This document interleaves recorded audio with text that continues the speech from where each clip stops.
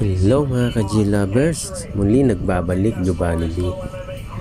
So ang problem nito palang aayusin natin ay no sound siya. Power lang. Sige na po. So pakinggan natin, hindi siya naglalagatik yung relay o hindi nag-switch on yung relay. So pasensya na pala kayo kung medyo natagalan yung pag-upload natin ng video kasi nadaanan po kami ng 3 bagyo. So medyo nahirap-hirapan tayo mga ka-G-Lovers. So sana makabawi rin tayo.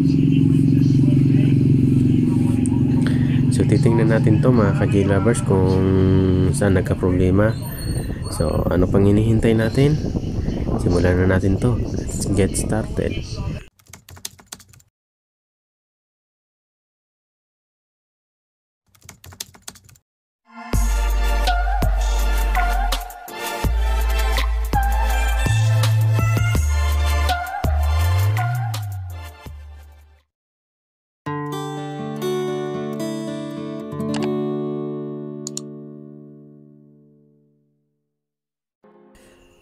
So sabi na may-ari, nabuksan niya na daw to at natingnan na yung loob nito.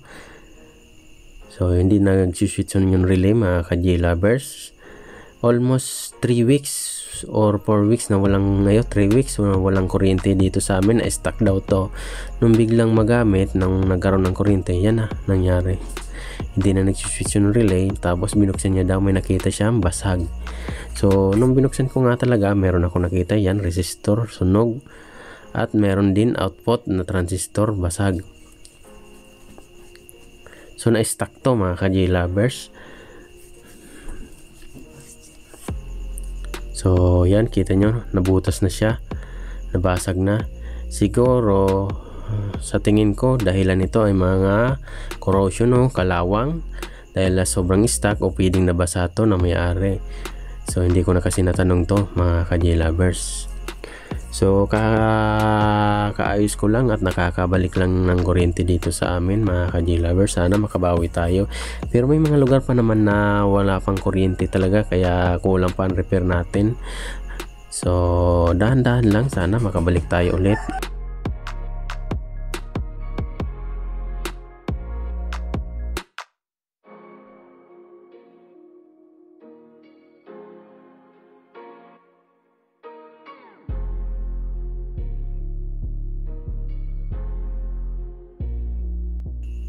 So tanggalin lang muna natin to para matingnan natin yung pinaka amplifier board nya, para ma-check natin kung ano pa yung mga pwedeng tinamaan nito mga ka-G-Lovers. So siya nga pala mga ka-G-Lovers, habang tinatanggal natin itong mga tornilyo nito, kung bago kayo sa ating channel at hindi pa nakapag-subscribe, please subscribe and pahit ng notification bell. So napaka-importante, mahit mo yung notification bell para updated ka pag may bago tayong in-upload na video mga ka-G-Lovers. So pahit na rin ng like button kung nagustuhan nyo yung ating video content. So ito na yung pinaka amplifier board natin. So dito tayo magpo-focus dahil dito nabasag yung output transistor nya. So bali 4 lang to na output transistor, dalawang C5198 at A1941, tig-dalawa sila. So sa tingin natin medyo maliit-liit lang to, mga nasa 250 to 300 watts lang siguro to. So ito ginawa na may-ari, tinanggal niya na yung basag sana. So papalitan niya daw sana. So, kaya lang nag-aalangan siya baka kasi may sira pang iba. So dinala na sa akin para ma-check ko na talaga mga ka-G-Lovers kung ano pa yung pwedeng tinamaan ito o pwedeng dinaanan ng pagkabasag ng output transistor. So titingnan natin yan kung saan nagka-problema mga ka-G-Lovers.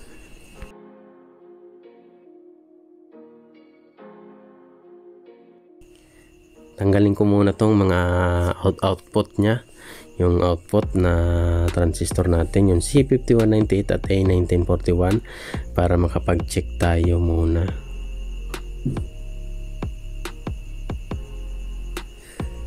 So yung isa basag na. So ito basag na tong A1941. Yung C5198 hindi pa naman basag pero double check ko rin yan. I-check ko rin muna para sigurado.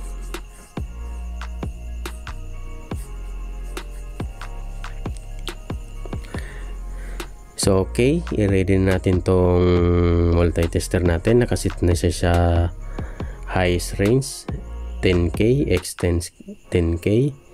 So test nga natin kung mataas na ba ang leak nito o hindi pa.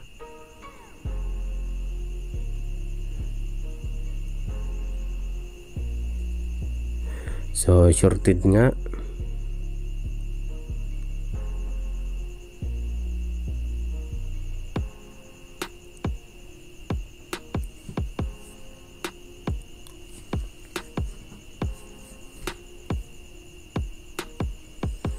So mag-check tayo muna ng voltage biasing nito.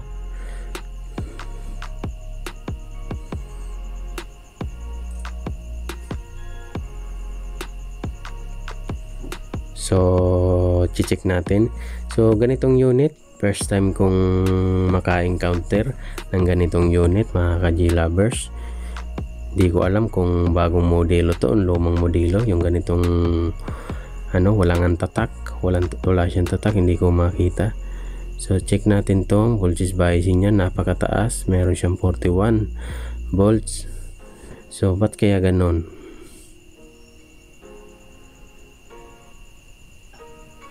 So pwedeng di natin malaman kung okay ba yung ganon 41 volts.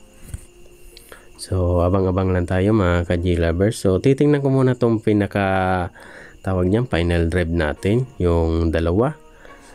So tingnan nga natin, tanggalin ko lang muna, mga ka-G-lovers, tong dalawang final drive. I-check ko muna siya. So bali yung number ng dalawang final drive ay ginamit yung 649 at 669.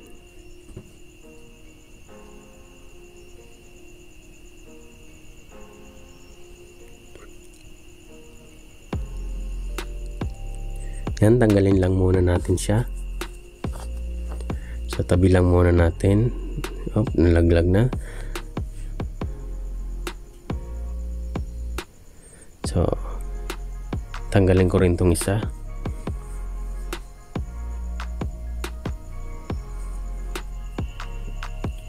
So okay, bali natanggalan natin yung dalawa. So alisan ko lang muna ng lead.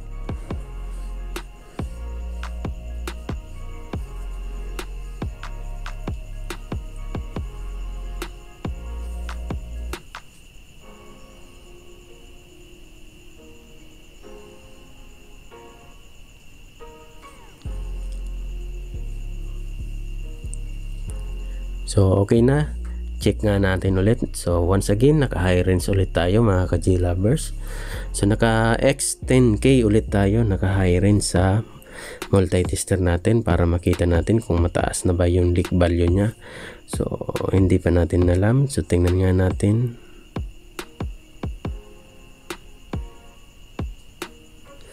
So meron siyang medyo okay pa naman yung leak value nya. Tingnan natin tong isa. So itong isa parang walang leak value. So ibig sabihin may leak yung isa.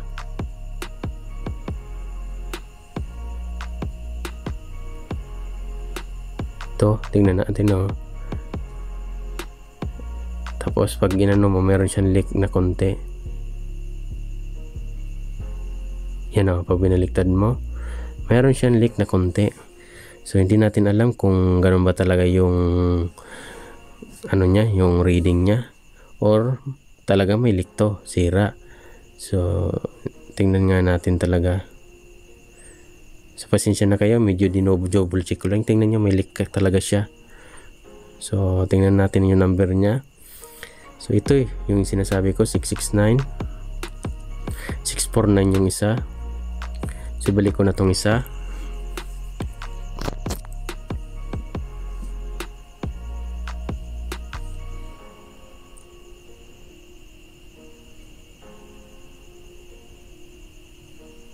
So mga ka-G-lovers, so muli, pasensya na kayo kung ngayon lang ulit tayo naka-upload ng video. So dinaanan po tayo ng bagyo kasi. So napakahirap ng dinadaanan ng bagyo. So bukod sa nawalan kami ng kuryente, nawalan pa ng signal, pati tubig na rin nawala rin. So unti-unti nang bumabalik naman mga ka-G-lovers. Sa shop meron na yung kuryente pero dito sa aming bahay wala pa rin kuryente, pero meron naman akong solar para may magamit naman kami. So palitan ko na tong resistor nya mga ka-G-lovers, 180 ohms.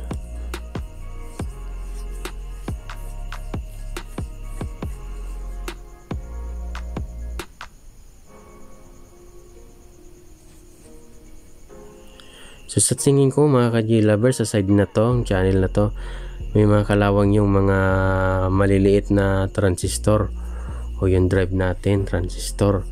So try natin tanggalin nga ito at tingnan natin. Pag grabe na kasi yung kalawang nya, pag may mga kalawang, baka ito yung sumira dyan, nagpabasag sa output transistor.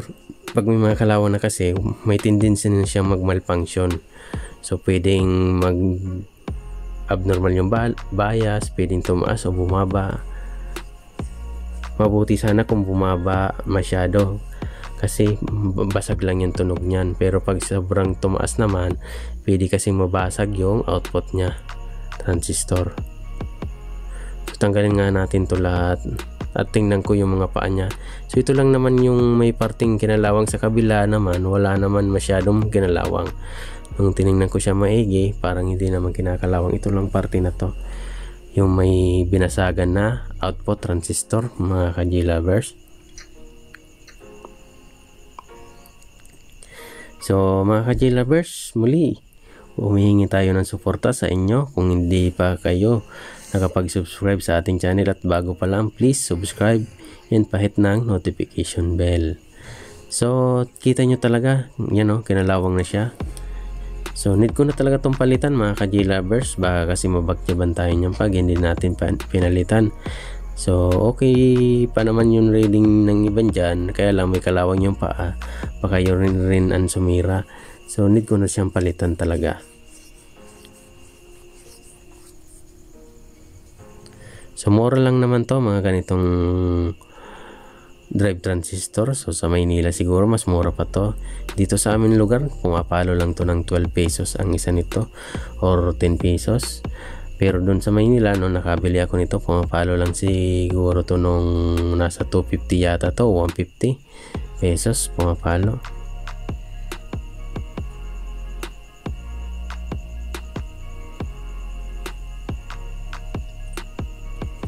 So may good naman siya, kaya lang ang problema niya mga ka-G-lovers ay kinalawang talaga yung paa. So need na lang natin talagang palitan siya. So obligado tayo, magpapalit tayo nito para sigurado na.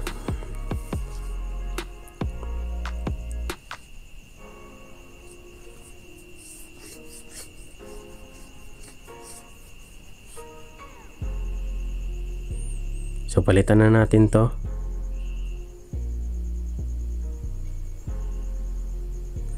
So sana mga ka-G-lovers, tuloy-tuloy na yung paggawa natin ng video. Hindi na tayo daanan ng bagyo. Napakahirap pala pag dinadaanan ng bagyo mga ka-G-lovers. So naapektuhan yung kabuhayan natin. Yung pagtatrabaho natin sa shop naapektuhan na. Kasi wala tayong trabaho, wala rin tayong kita. So nakakatakot talaga pag dinadaanan ng bagyo mga ka-G-lovers. So ito, meron na tayong kinuha mga bago. So ito na, ikakabit natin siya. Ilagay lang natin to para ma-check natin talaga kung may tama pang iba. So ikabit lang natin to.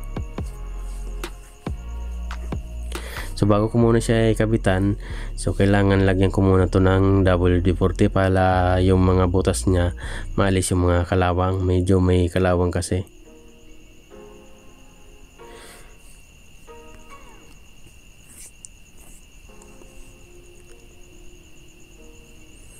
So okay na siguro to mga ka-G-lovers, nalinisan na natin siya. So pwede natin siyang ikabit. So yung nasa kabila ko mga ka-G-lovers, yan po yung customer natin.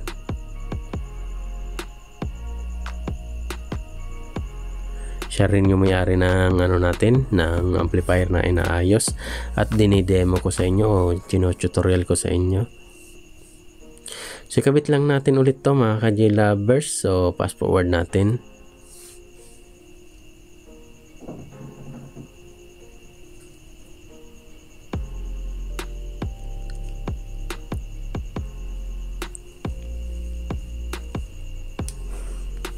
So madali na. So i-resolder lang natin to.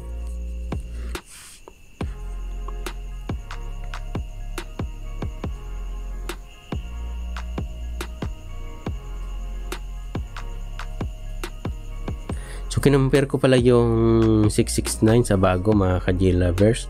So pasensya na kayo, naka-fast forward pala.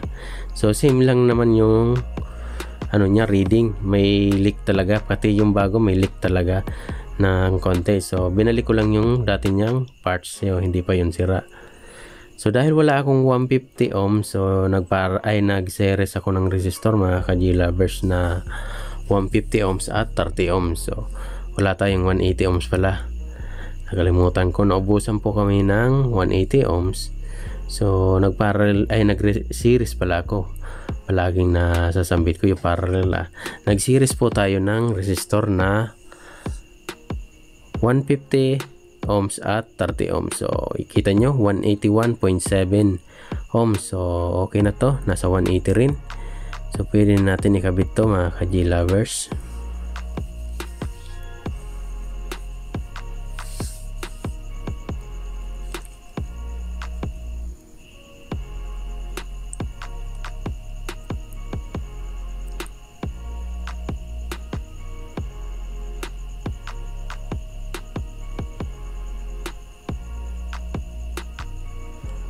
So okay.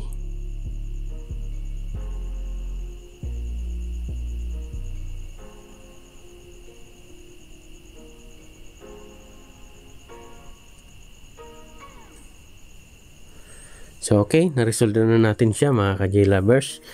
Putulan na natin yung paalang muna.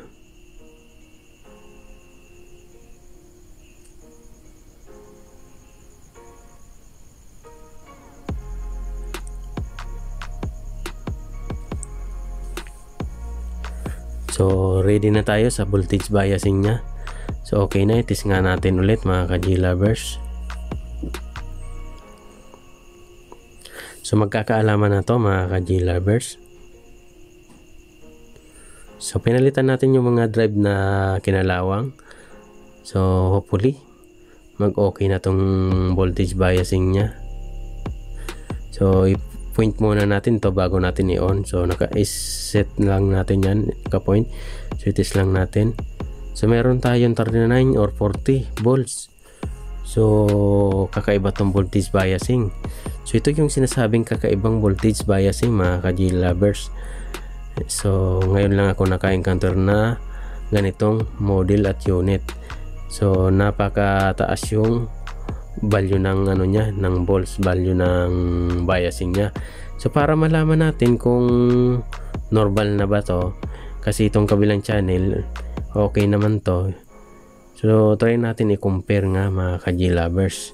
Saka natin yan malalaman kung yung 40 volts, 39 or 40 volts na biasing natin ay normal na ba sa kanya. So hindi pa.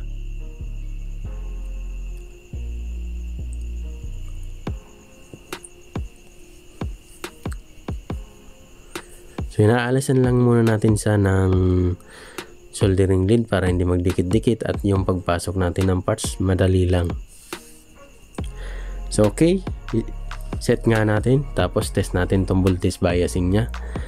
So i-point muna natin yung multi-tester bago natin i-on para safe. So i-on ko nga, so 40 din. So ibig sabihin mga ka-J-lovers, same lang. So hindi to abnormal yung 40 natin dyan. Ibig sabihin normal yun mga ka-J-lovers. So okay na pala to, 41.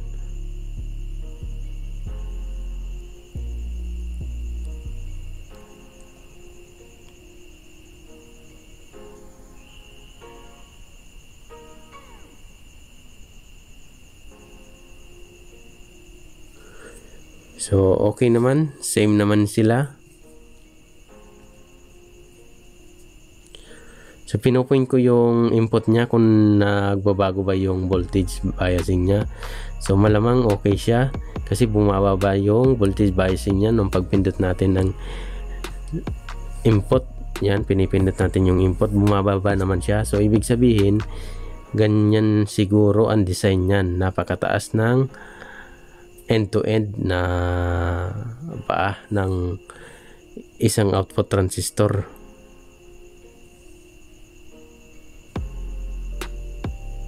So tingnan nga natin, tapos kabit natin kung mag-normal na ba yung voltage biasing pag nakakabit siya.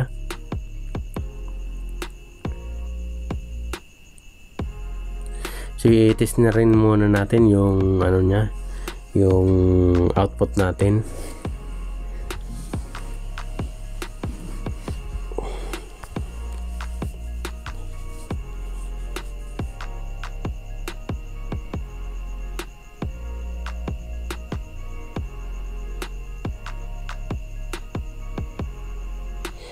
So sira pala to mga ka-G lovers. So alisin na natin yan, sira pala yan. Itong isa.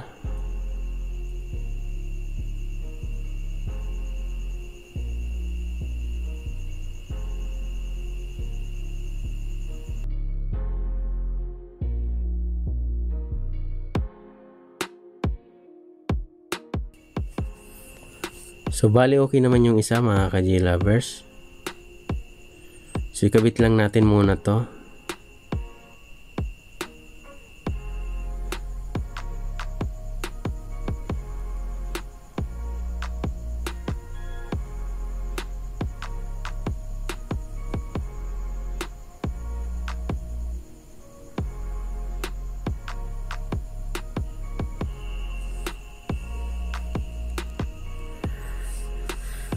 So kabit lang natin to mga ka-G lovers.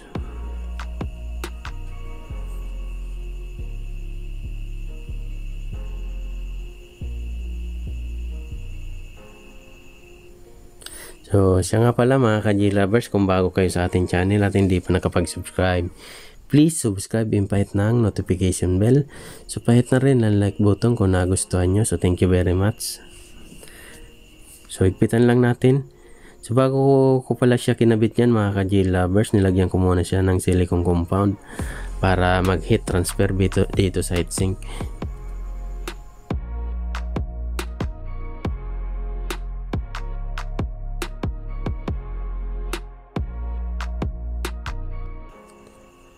So i-check ko nga talaga itong isa, sure ko lang. So kumuha pala ako ng isang ganito pa para mai-compare ko. So meron kasi ako nadidetect na parang leak value na konti.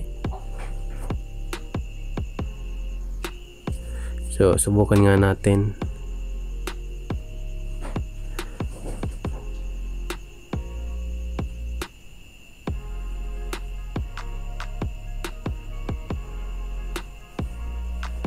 So ibig sabihin sira ngayon.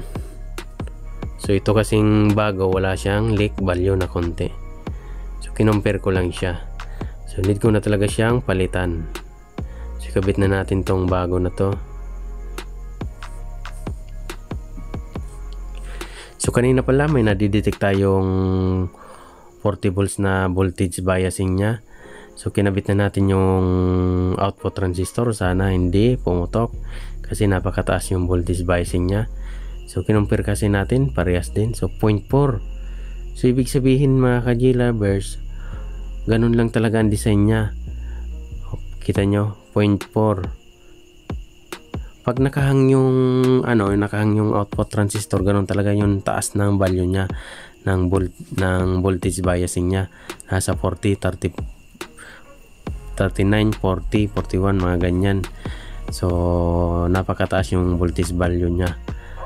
So pag nakahang yung output transistor, pero pag nakaikabit mo na pala siya, nagno-normal na siya mga ka-G lovers.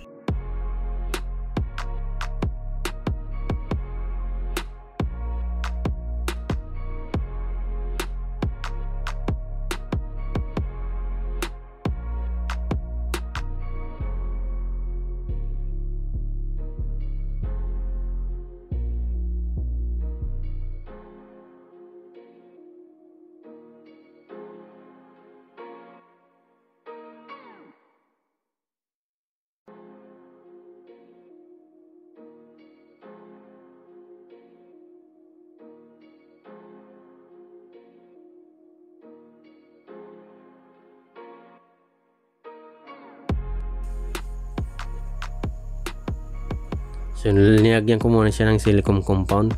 So itong dalawa na to bago na po to mga ka-J-Lovers, parehas na po yung bagaw. So bali tatlo yung nasira, isa lang yung natira, yung isang C5198 yun lang ang natira. Bali ang nasira niya dalawang A1941 at isang C5198. So bali tatlo yung nilagay natin na bago.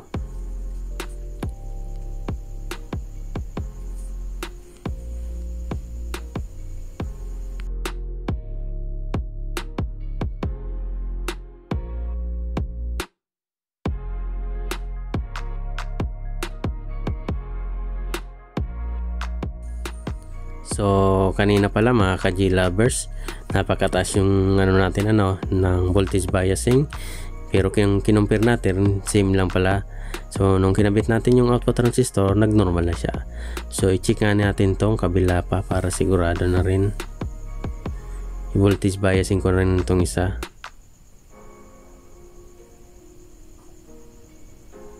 So power on ko lang. So meron tayong 0.3. Yan, 0.3. So 0.3 din. So same lang. So sa kabila nasa 0.4. So okay na yung voltage biasing natin. So try nga natin ni audio test na to. So lagyan lang natin muna ng speaker siya para makapag audio test tayo mga ka-J-Lovers. So ikabit lang natin to. So habang kinakabit natin ito, muli kung bago kayo sa ating channel at hindi ka pa nakapag-subscribe, please subscribe, impahit ng notification bell, so para updated ka mga ka-J-Lovers kung may bago akong in-upload na video. So pahit na rin ng like button kung nagustuhan nyo yung ating video para tuloy-tuloy yung paggawa natin ng video. So nakabantay yung mayari lagi. So sana maiayos natin to na maigi. So itong simulan ng dumaan na bagyo, bukod dun sa tawag niyan sa ABR na inayos ko, ito yung unang inayos ko nung nakarang dumaan na bagyo. Itong amplifier na to, ito yung pinakauna natin inayos. So ito yung unang customer natin na nagpapaayos. So meron na rin daw sa kanila kasing kuryente. So yan, matapos na tayong ikabit. So okay, naikabit na natin siya mga ka-J-Lovers. Syempre i-voltage check na natin. Dito tayo magpo-point sa input. So may tatlo dyan. Yung gitna ay ground, tapos yung magkabilaan ay left and right natin. So dyan tayo mag-audio test. So plug-in nga natin.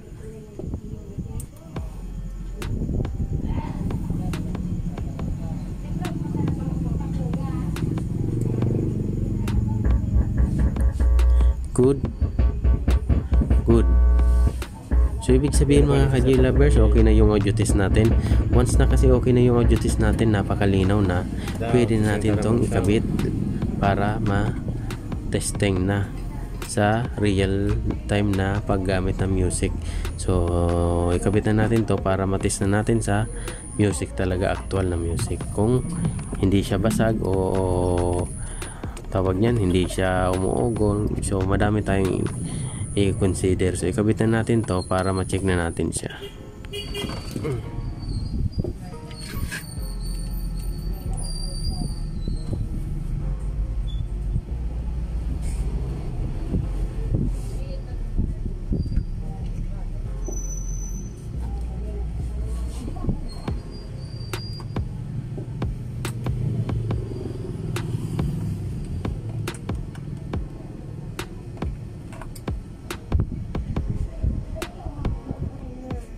So nung una kong pag-testing nito, akala ko hindi pa siya okay, so kasi hindi tumutunog. Nagkamali lang pala yung pindot ko mga ka-J-Lovers. So hindi ko kasi napansin agad yan. So papakita ko sa inyo ha. So bali in-off ko siya, tapos chinik ko kung ba't hindi siya tumunog. So napansin ko pala ito, hindi nakalagay sa USB. Yan, USB settings. So dapat itaas natin to para ma-read yung USB.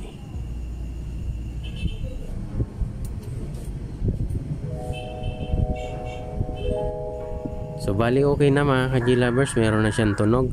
So hanapin lang natin yung favorite song natin. So okay na to mga ka-G lovers. Sana meron kayong naintindihan o natutunan sa bago na naman nating tutorial about sa mga amplifier. So kakaibang voltage biasing, napakataas pag wala siyang output transistor, pero pag nilagayan mo na siya ng output transistor, nagiging normal na siya.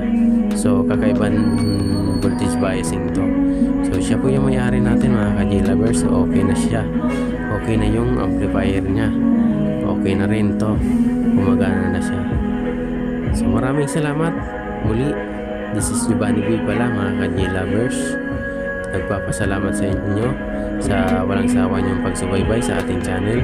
So maraming salamat mga ka-G lovers ko dyan.